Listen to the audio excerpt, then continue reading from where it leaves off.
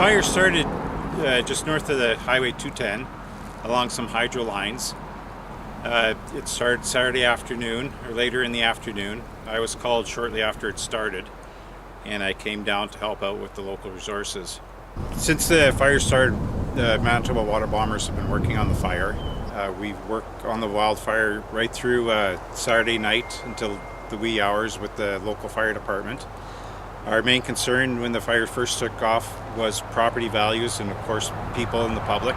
We're working very closely with the RM of Piney Fire Department, and throughout the day, Sunday, Monday and Tuesday, water bombers have been working pretty much from 10 o'clock in the morning till dark. There's been a couple of occasions where we've had as many as 4 water bombers on the fire at one time. Our primary objective is to protect the communities of Sandilands and Woodridge. When I arrived to the fire Saturday night, it was traveling quite quickly. It's what we describe as a rank 4, rank 5 wildfire. So the flames were in the treetops. It was moving at quite a rate. And it was a very volatile time, so manpower couldn't be put in on the fire line. It was just too dangerous. So the water bombers were called in to do the work, and again we started looking to see what was ahead of the fire in case we had to do evacuations or do structure protection. We didn't have to do any evacuating, though we did do a bit of value protection, or we prepared for value protection to protect some homes that were in front of the fire. What have been your resources for water in this area?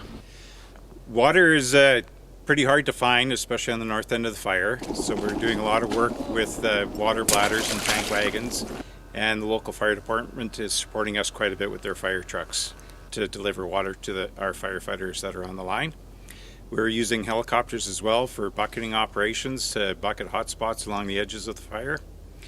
On Sunday, we had 6 bulldozers working in 3 groups of 2, establishing cat guards along the edge of the fire. This area is very conducive for doing just that because the cats are able to scrape the duff off right to the sand, which works as a good fire break for the ground fires.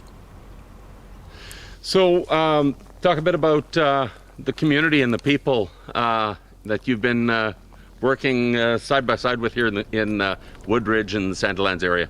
We're in daily communications with the arm of Piney, and they're very supportive of our operations, and pretty much anything we ask for they're providing for us.